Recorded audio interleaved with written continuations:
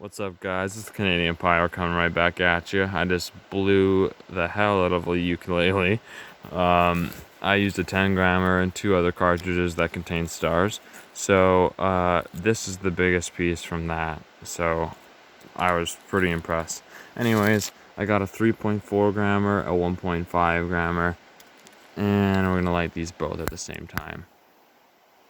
Should be awesome. Wish me luck, guys. Oh.